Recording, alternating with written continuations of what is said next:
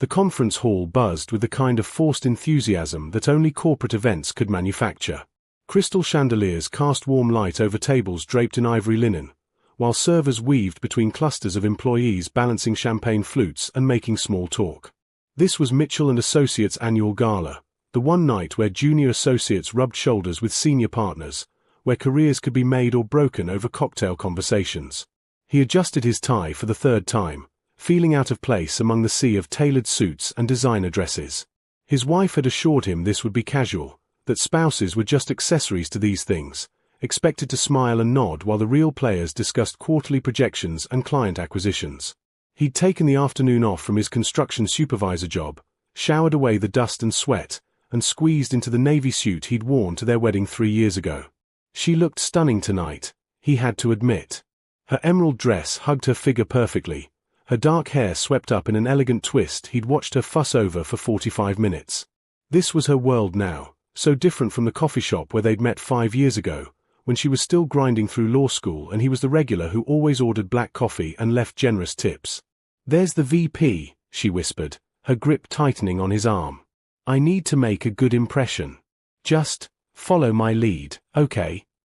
He nodded, smiling as they approached a silver-haired man holding court near the bar. 2 other associates flanked him, a tall woman with horn-rimmed glasses and a younger man who looked fresh out of grad school, his eyes sharp and calculating. "Ah, there she is," the VP said, his voice carrying the smooth confidence of someone who'd closed million-dollar deals before breakfast. "Our rising star in corporate litigation. That Henderson case was brilliant work." "Thank you, sir," she said, her voice taking on a professional polish he rarely heard at home. "I couldn't have done it without the team's support." The VP's eyes drifted to him, curiosity flickering across his face. There was a pause, just a heartbeat, but he felt it stretch into something uncomfortable. This was the moment she was supposed to introduce him, to say, "This is my husband," with pride in her voice. Instead, she said, "And this is a family friend who was kind enough to accompany me tonight." The words hit him like a physical blow. Family friend. Not husband. Not partner. Not even boyfriend. A family friend, as if he was some distant cousin doing her a favor, as if the past 5 years had been erased with 3 casual words.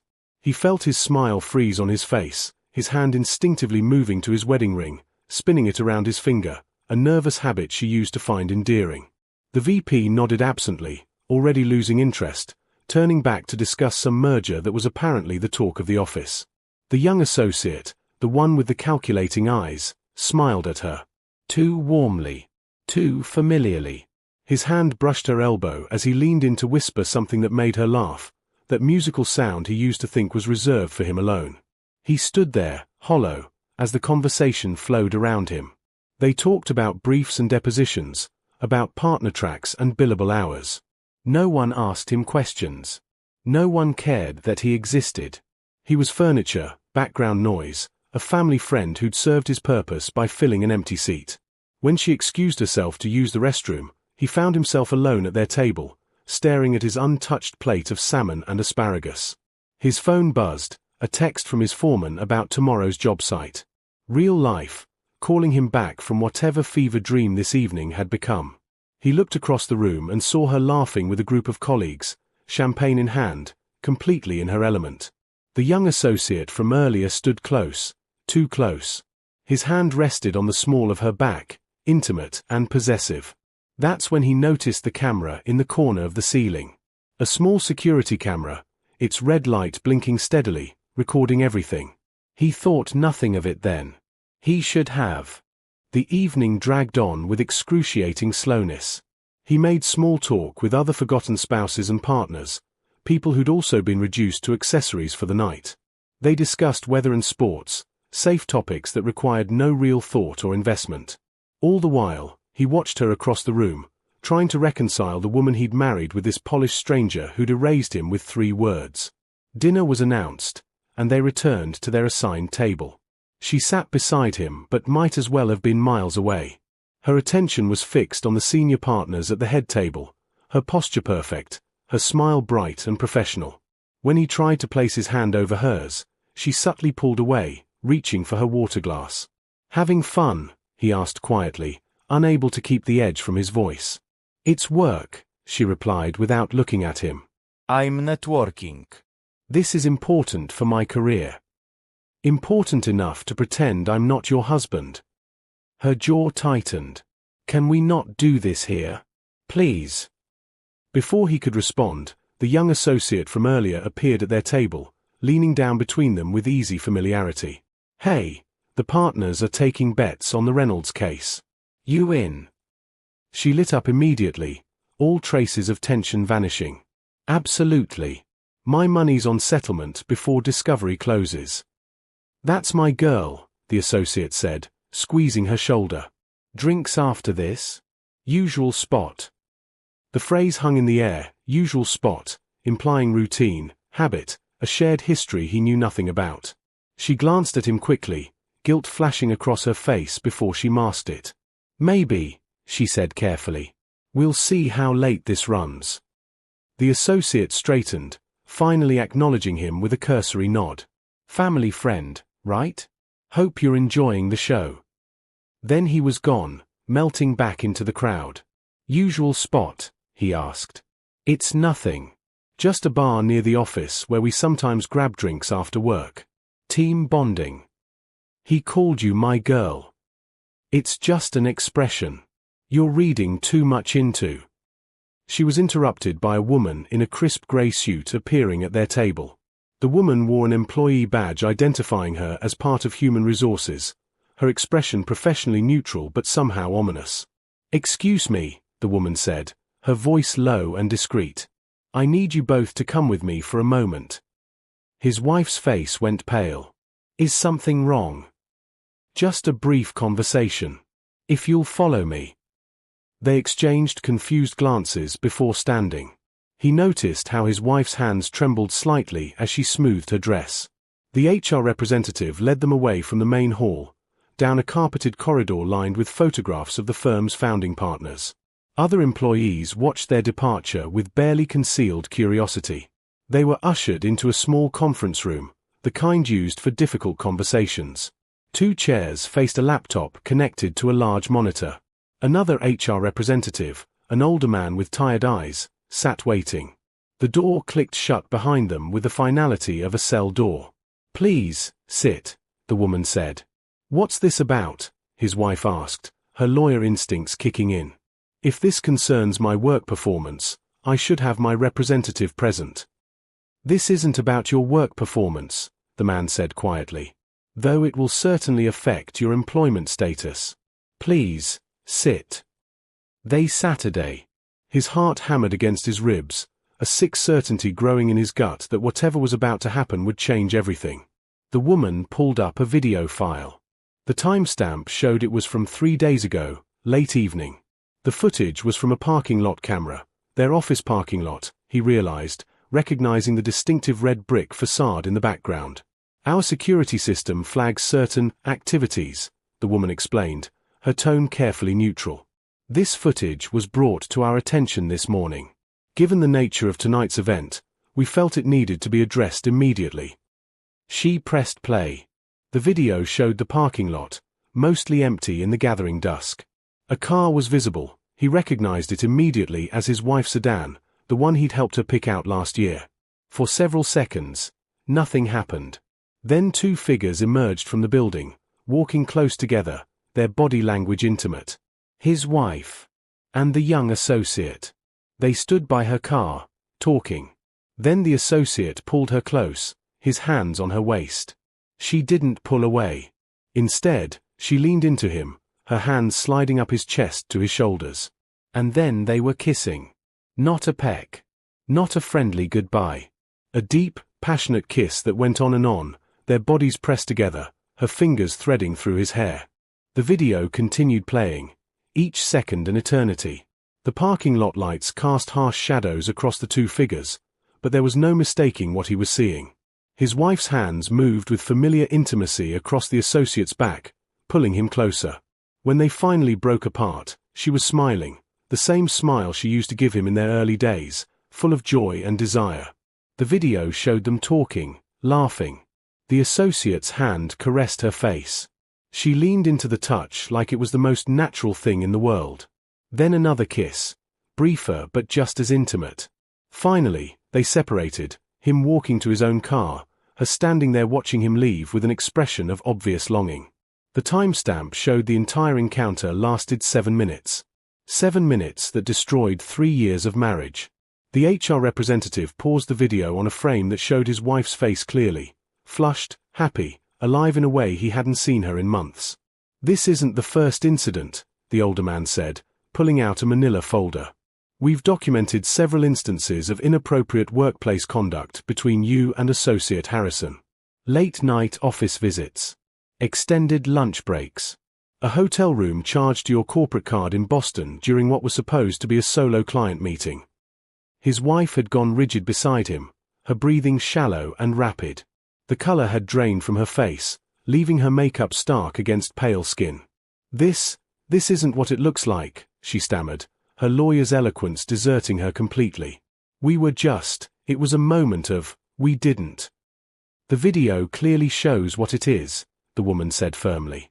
"Mitchell and Associates has a strict policy regarding workplace relationships, especially those involving deception and misuse of company resources.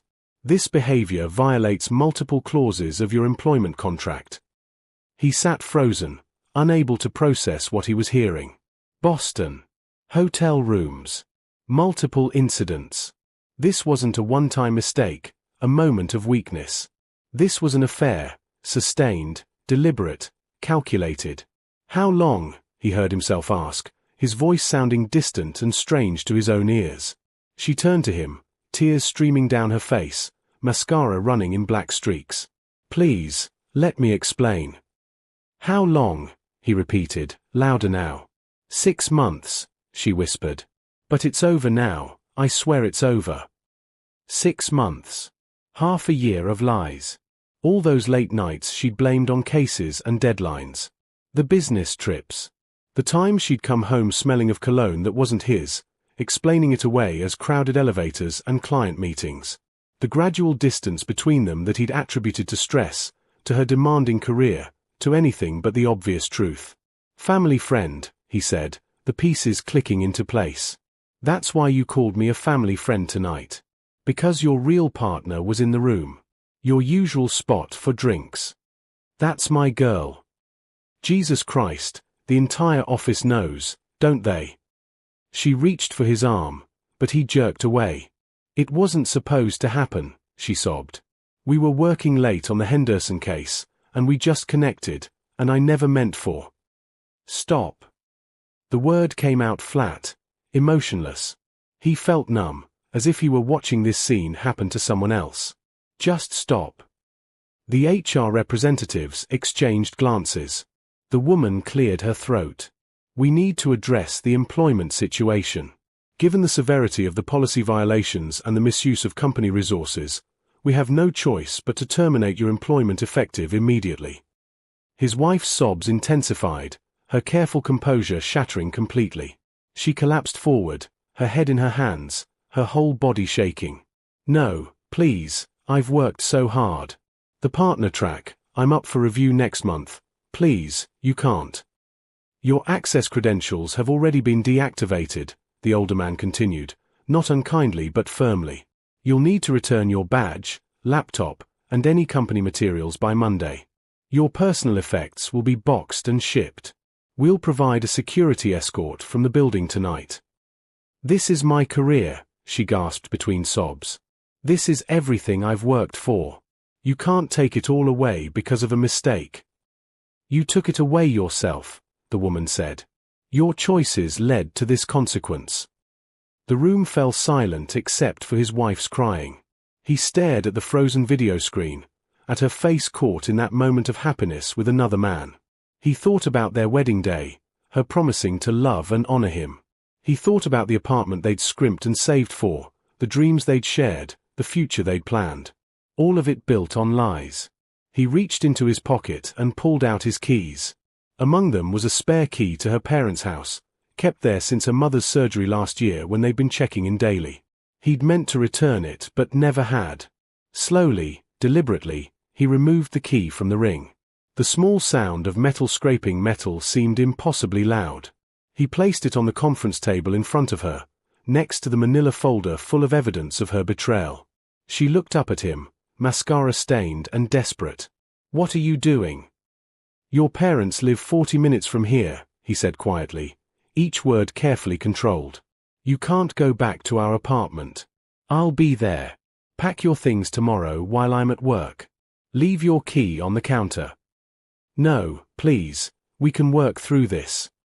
"Family friend," he repeated, standing. "That's all I am to you. That's all I've been for months, apparently. So go stay with your family. Your real family." He moved toward the door, his legs somehow still working despite feeling like they might give out at any moment. His hand reached for the doorknob, focusing on that simple action to keep from falling apart in front of these strangers, in front of her. "Wait." She lurched out of her chair, stumbling slightly in her heels. "Please, you can't just leave like this. We need to talk, really talk, about everything." He stopped but didn't turn around. "Talk? Like how you talk to me about working late? About your business trips? About your team bonding with Harrison?" The name tasted bitter in his mouth.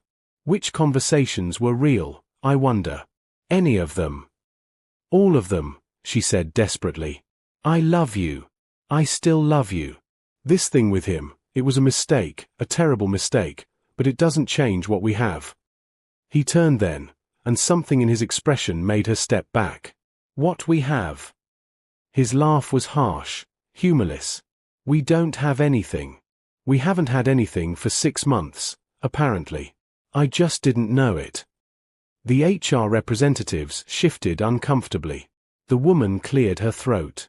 "Perhaps we should give you a moment." "No," he said firmly. "We're done here. She's been terminated. I'm leaving. There's nothing left to discuss." His wife, he could barely think of her that way anymore, wrapped her arms around herself, shaking. "Where am I supposed to go? What am I supposed to do? That's not my problem anymore." The words came out colder than he intended, but he didn't take them back. "You made your choices. You chose him over me every time you met him at your usual spot.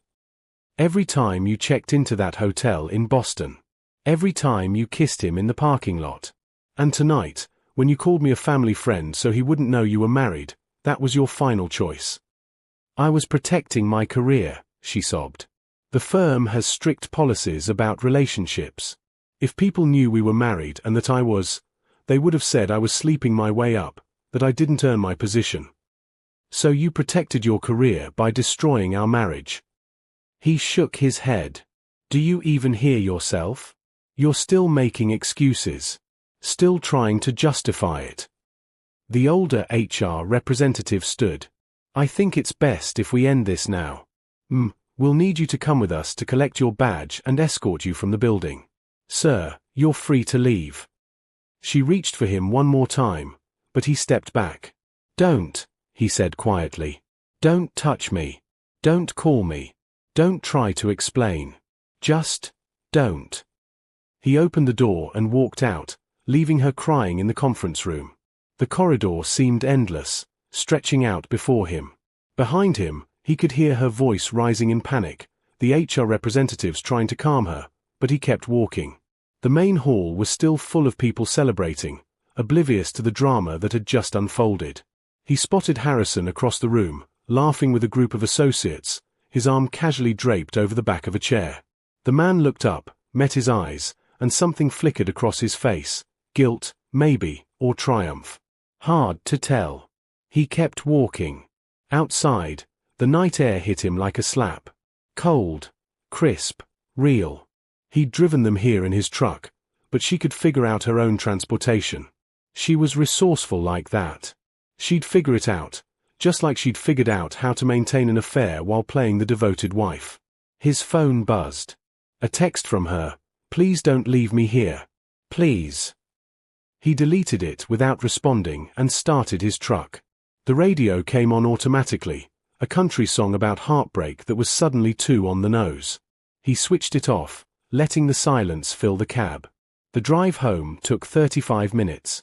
He spent them replaying the past 6 months, seeing everything with new eyes. The way she'd started showering as soon as she got home from work. The new lingerie he'd found in her drawer that she'd never worn for him. The nights she'd come to bed after he was asleep, the mornings she'd left before he woke. The gradual death of their intimacy that he'd blamed on her work stress. All lies. All calculated deception. He pulled into their apartment complex, parking in their assigned spot, though he supposed it was just his now. The apartment would be just his too. They'd signed the lease together, but his name was first. He could afford it alone if he picked up extra weekend work. Inside, everything looked exactly as they'd left it that morning. Her coffee mug still sat in the sink. Her jacket hung by the door. Photos of them smiled from the walls, their wedding, vacations, ordinary happy moments that now felt like archaeological artifacts from some lost civilization. He sat on the couch they'd picked out together and finally let himself feel it. The betrayal. The humiliation. The grief for what he'd thought they had. His hands shook, then his shoulders, and then he was crying, great, heaving sobs that seemed to come from somewhere deep and primal. His phone buzzed again and again. Texts from her, each more desperate than the last. I'm so sorry. Please can we talk? I made a terrible mistake. I love you. Please don't give up on us. He turned the phone off and threw it across the room. Tomorrow, he'd have to deal with everything. Tomorrow, he'd figure out lawyers and leases and how to untangle 3 years of shared life.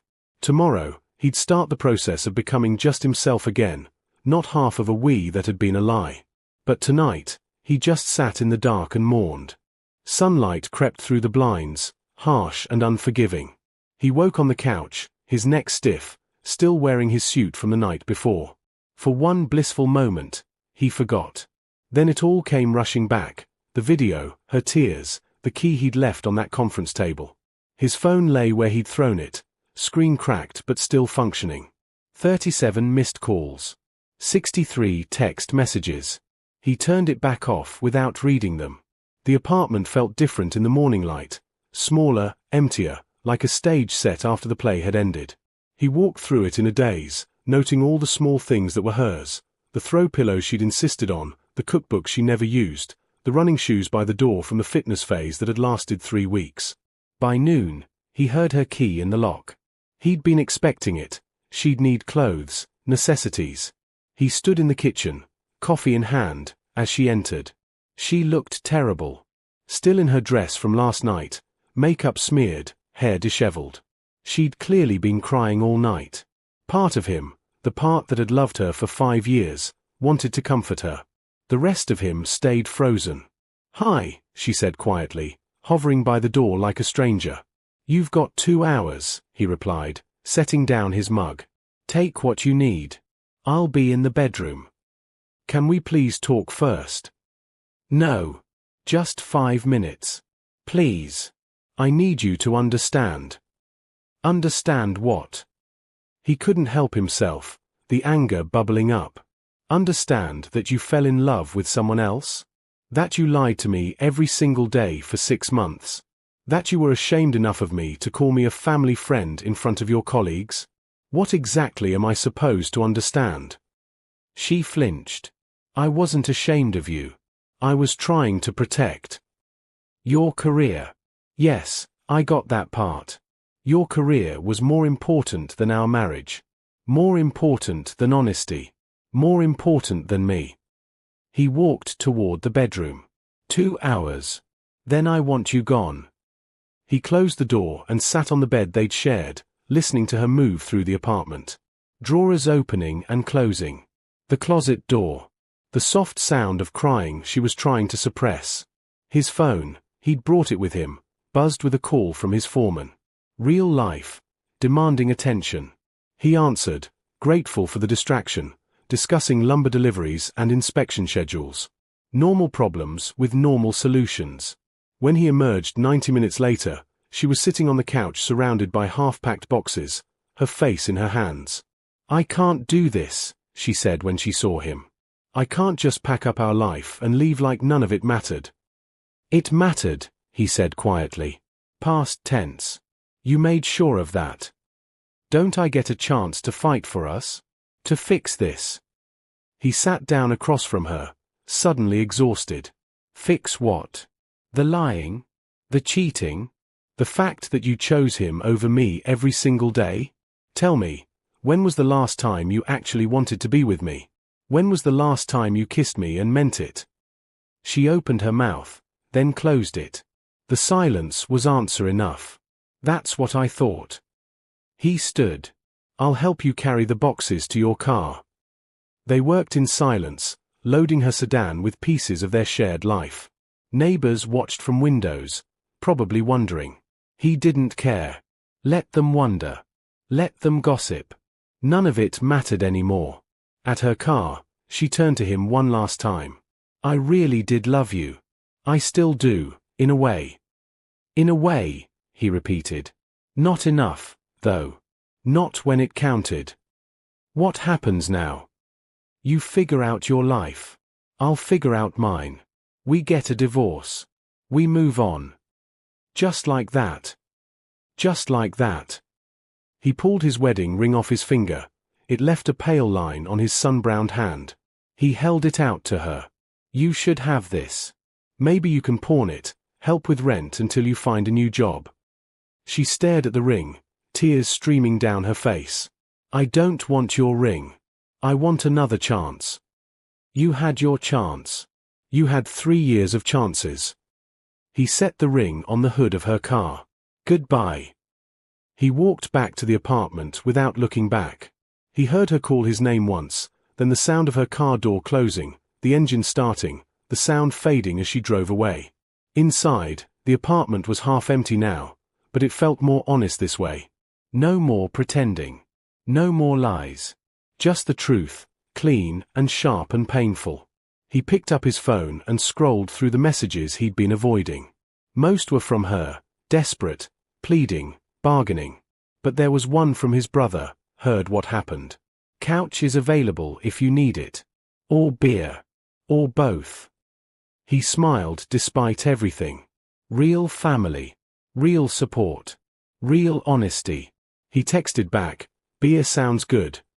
Then he opened his laptop and searched for divorce lawyers, apartment listings, ways to rebuild a life from scratch.